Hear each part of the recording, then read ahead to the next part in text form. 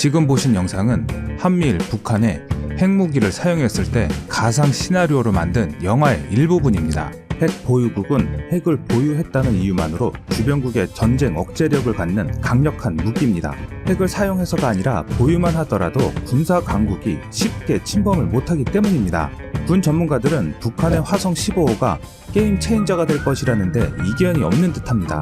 북한의 대륙간 탄도미사일 ICBM급 화성 15호가 미국 본토 전역을 타격할 수 있다는 주한 미군의 공식 평가가 나온 이후로 미한 동맹은 여전히 북한의 위협에 직면해 있다고 밝혔는데요. 이로 인해 한반도 및 동북아 안보 구조에 근본 변화가 바뀌지 않을까 합니다. 미국 역시 그동안의 느긋한 태도와는 사뭇 대조되는 반응을 보이고 있는데요.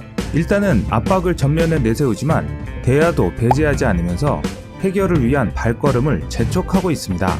북한의 대륙간 탄도미사일 ICBM이 미국 본토 어디든 도달할 수 있는 전무후무한 사태가 눈앞에 다가왔기 때문이죠. 북한에서 발사된 화성 15호에 대해 미국 국방성이나 미사일 전문가들은 대기권 재진입에 일부 미흡한 점이 있으나 몇 차례만 더 시험하면 실전 배치가 가능한 수준이라고 평가합니다. 북한의 이런 행동들은 미국의 안전만 위협하는 게 아닙니다. 아시아 동맹국에 대한 영향력이 송두리째 사라질 판인데요.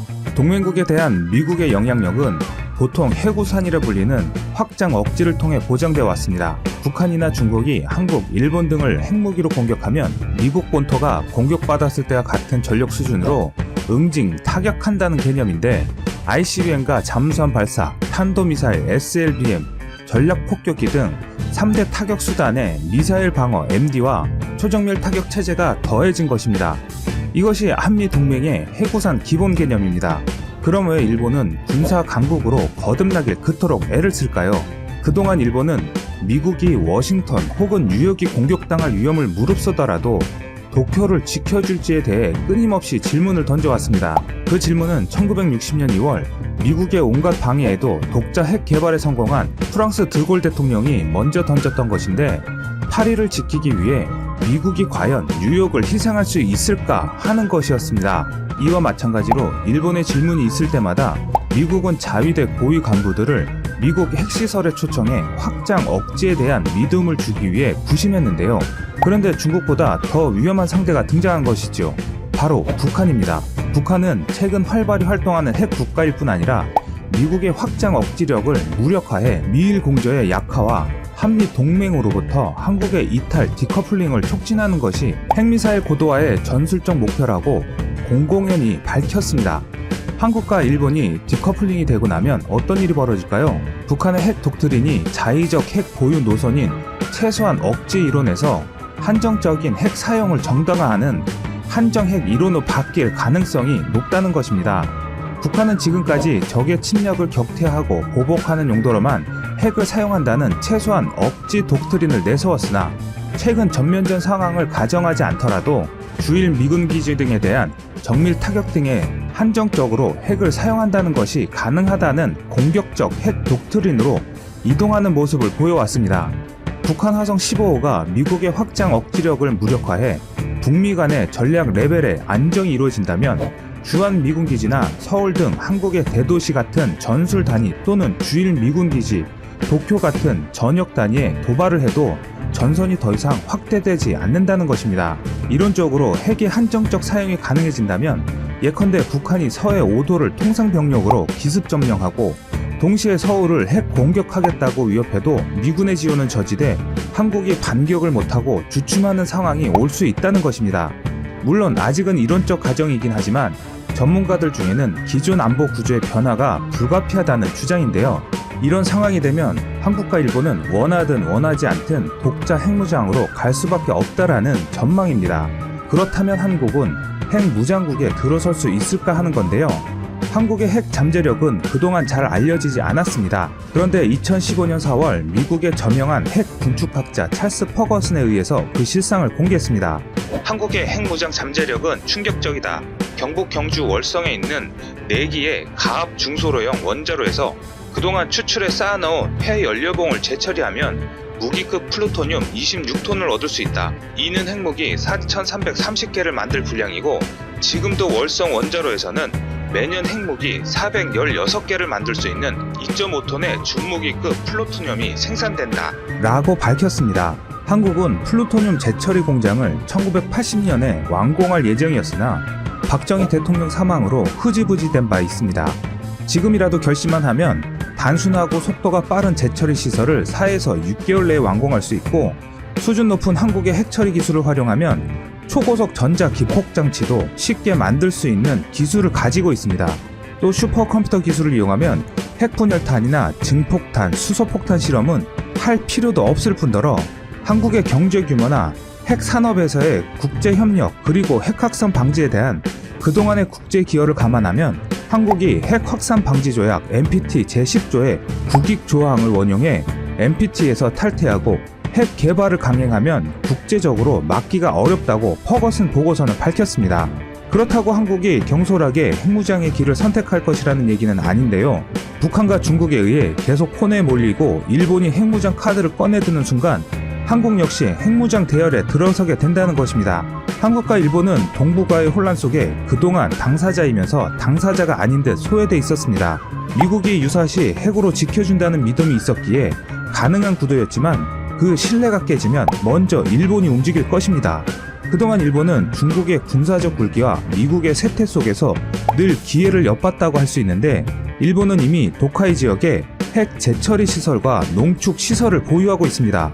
언제든 무기급 플루토늄과 고농축 우라늄을 추출할 수 있는 기술을 보유 중이고, 북한이 현재 보유한 플루토늄은 약 50kg으로 알려져 있는데, 일본이 유럽에서 수입해 보유 중인 플루토늄은 40톤입니다. 이는 핵무기 6,000발 이상의 무기에 해당합니다.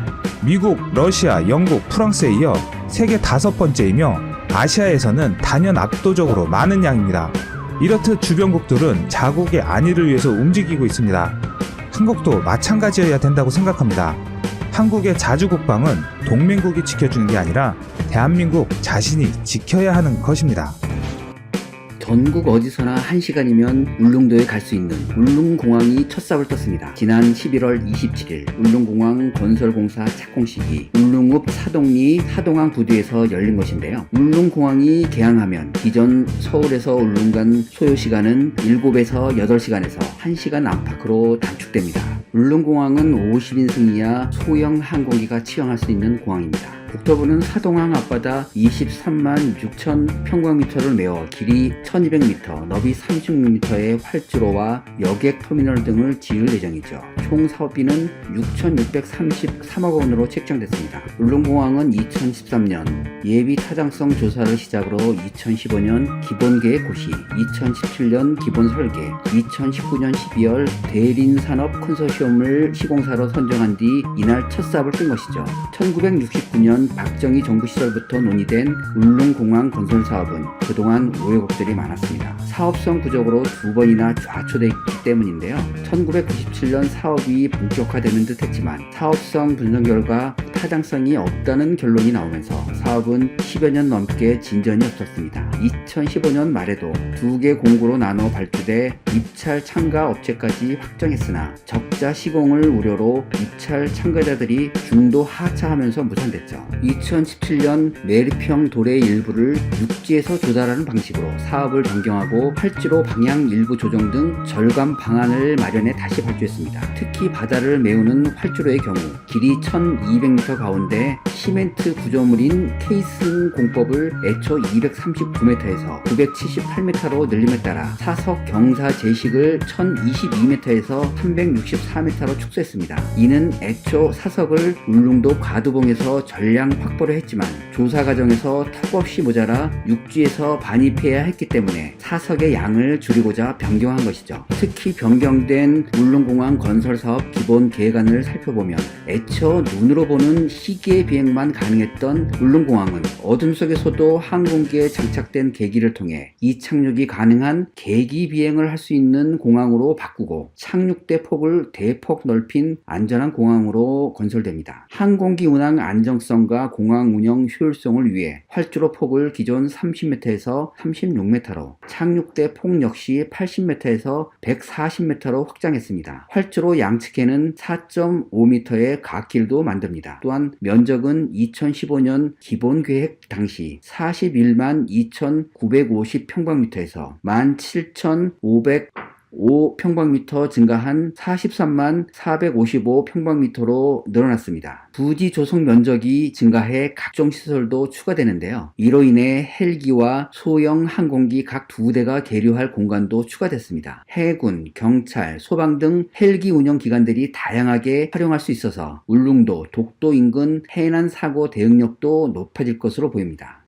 울릉공항을 활용하면 독도 방어력이 획기적으로 향상되기 때문에 울릉공항은 무엇보다 국가 안보 측면에서 꼭 필요한 공항입니다. 독자 여러분도 불침 항모라는 말을 들어보셨을 텐데요. 최근 들어 중국은 남중국해에 인공섬을 만들고 이를 본격적으로 군사기지화를 하면서 불침 항모론이 새롭게 대두되고 있습니다. 원래 불침 항모론은 일본의 나카소네 전 총리가 주장한 것이었는데요. 냉전기인 1960년대 초 쿠바 미사일 위기 이래 옛 소련 해군이 전 세계 해양으로 급팽창을 하게 되자 일본이 이에 맞서기 위해 미국의 정치 군사적 지원하에 태평양에서 소련과 맞서기 위해서 일본 열도 전체를 침몰하지 않는 거대한 해상기지, 즉 불침 항모로 만들겠다는 의지에서 나온 용어입니다. 불침 항모란 한마디로 적이 점령하거나 무너뜨릴 수 없는 난공불락의 요새를 의미하는 것이죠. 바로 울릉도가 난공불락의 요새가 된다는 것입니다. 특히 공항이 들어서는 사동항은 대대적인 간척을 통해서 해군과 해경 함선이 정박이 가능한 대형 항구로 탈바꿈하게 됩니다. 전문가들은 사실상 울릉공항은 군사적인 역할을 특히 해내는 사실상의 불침 항모가 될 것으로 말하고 있습니다. 울릉공항의 건설은 일본을 견제하기 위한 목적도 있지만 러시아의 태평양 진출을 막기 위한 전략 거점이기도 합니다. 따라서 울릉도에 공항이 들어서게 되면 사실상 동해안 지역의 패권은 우리나라가 장악하게 되는 것인데요. 여기에 더 나아가서 독도의 동도와 서도의 간척을 통해서 대대적인 개발이 이루어질 가능성도 있습니다. 독도의 서쪽 섬은 수심이 얕아서 간척 사업을 통해서 750m 길이의 비행장을 건설할 수 있다는 것입니다. 울릉도에 공항이 생기면 가장 가시적인 효과는 공군은 독도 긴급 상황 시 신속한 대응이 가능해진다는 점인데요. 물론 지금도 신속 대응은 가능합니다. 독도에 접근하려는 적성 비행체가 발견되면 강릉이나 대구의 공군 기지에서 발진해도 7분에서 10분이면 독도 상공에 도달할 수 있죠. 문제는 빠른 기동이 연료를 많이 소모해 채공 시간이 짧아질 수밖에 없다는 점입니다. 전투기끼리의 공중전이 가시거리 안팎에서 벌어진다면 급속 회피 기동에 따라 연료 소비량이 더욱 늘어나 대응력이 줄어들게 돼 있죠. 독도를 놓고 일본과 서로 붙는다고 가정하면 전투기와 초계기 등이 울릉도에서 이착륙할 수 있는 차이는 정말 엄청난 차이죠. 일본의 독도 침탈 야욕, 더 나아가서 한반도 침략 야욕은 절대 없어지지 않습니다. 자, 그럼 일본의 독도 침공 시나리오는 무엇일까요? 여기 그 단초를 제시해 보겠습니다. 일본의 군사 전문가 다카이 미소는 군사 전문지 군지 研究에 자위대의 독도 점령 시나리오를 기고한 바 있습니다. 일본 육상 자위대 간부학교 교관 출신인 다카이는 독도 폭격 작전은 가능한가라는 당시 기고문을 통해 독도 공격은 F2 전투기 4대, F-15J 전투기 40대와 전자전기 4대로 구성된 편대의 기습 공격이 가장 효과적일 것이라며 일본이 자랑하는 127mm 함포로 무장한 호위함 4척에서 6척도 큰 역할을 담당할 것이라고 말했습니다.